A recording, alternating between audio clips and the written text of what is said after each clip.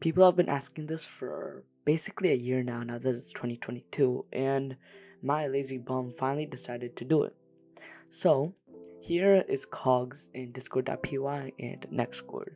This should work with pretty much all forks because as long as they haven't gone afar from Discord.py's method of doing Cogs, it should work. And today I'll be teaching you guys how you can integrate Cogs and also how you can create commands around the cogs to manipulate them and control them, I suppose. Also, there's a new intro now, so I guess enjoy.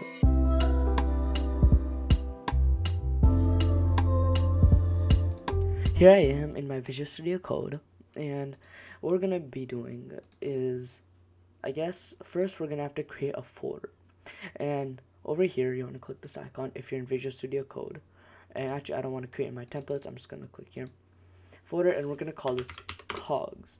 Now you should usually call this Cogs because that's where we're storing our Cogs, and I'll show you how you can create a sample Cog after we actually create the commands and set up the Cog. So I hope that makes sense. I don't know exactly how to word it, but you want to do for fn in, and let's do os dot list directory, and then pass in the directory. So cogs is the directory, and then we can do if fn.nzip.py, open this up and do bot.load extension, and then f-string that, and do cogs.fn like this.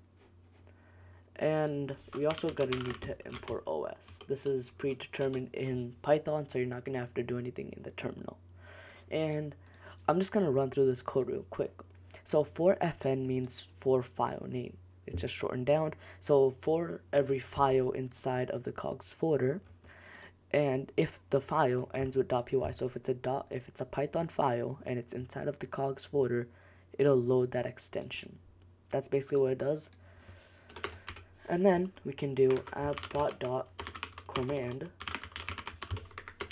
async def, and we can pass in ctx, and this is just going to be called load. Pass in ctx, and also pass in extension. And then all we're going to do is we're going to load that extension. So this is really easy. You can do bot.load extension, pass in extension, and then we can send a confirmation message saying, oh wait, ctx.send loaded extension. Or let's just change this to cog. And now we're going to copy and paste this 2 more times, and then we're going to change it up. So here we're going to call unload, and then this one reload.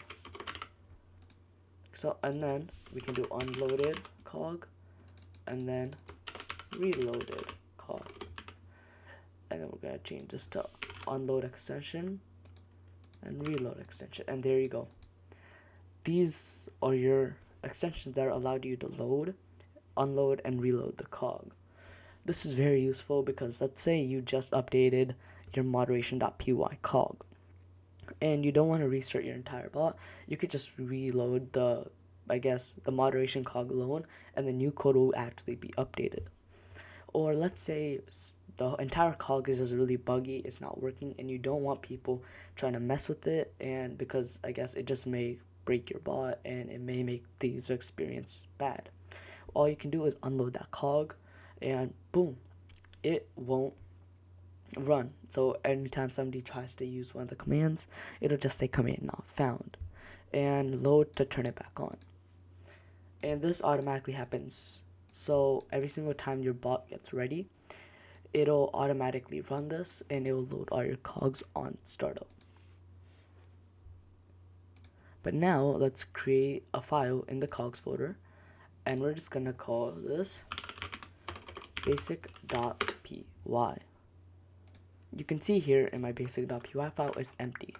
Let's change that. So first we're gonna import our modules that we're gonna need. So we're gonna do from nextcord.ext import commands, and then we're also gonna do import Nextcord, if I can spell it. And there you go, our imports are done. And because first, in order to work with cogs, you have to understand how they work.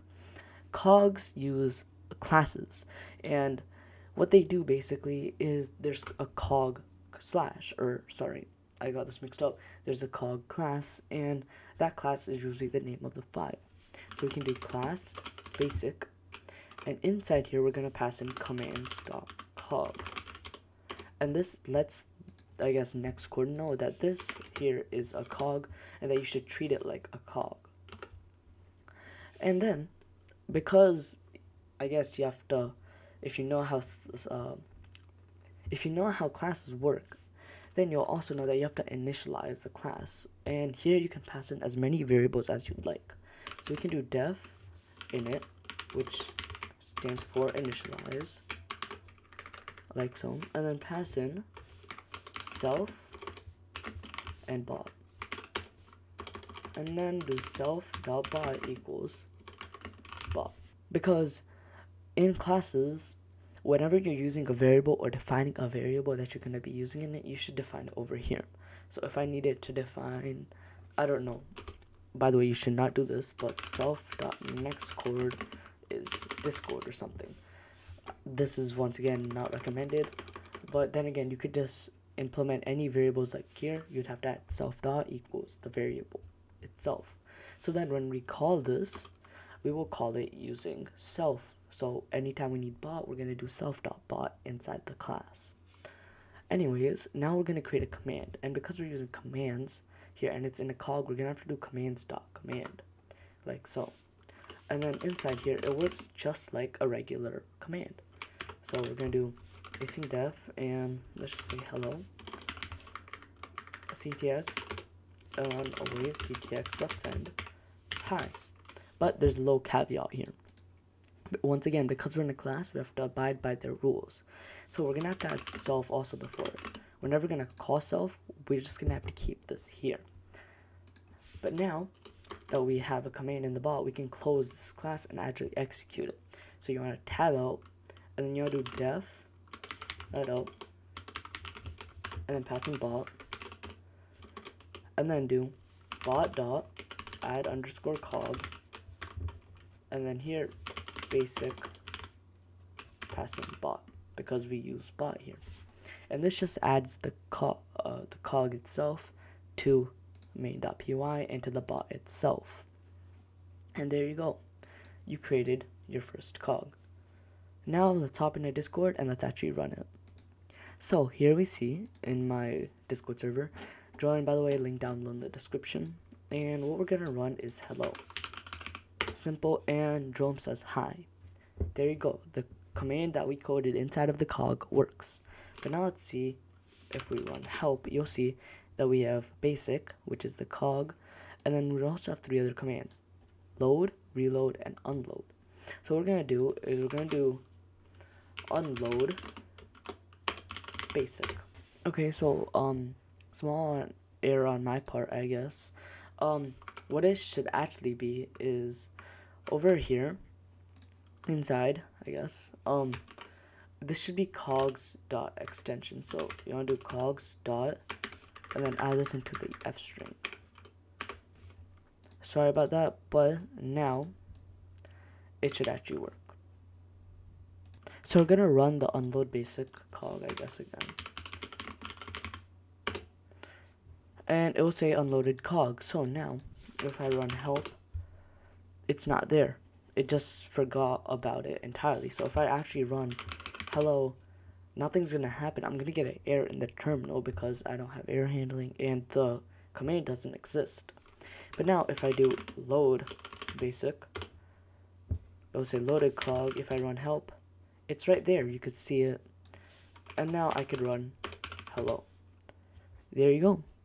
That is cogs for you in discord.py. And that's gonna be it for today's video. I guess I made a mistake. It's also Nextcord. But yeah, that's gonna be it for today's video. I really hope you enjoyed, and if you did, be sure to stick around for the next video. I'm uploading a bit less in January, but I'm gonna get back into the groove of it. Thanks for watching. Until next time, go stick out. See ya.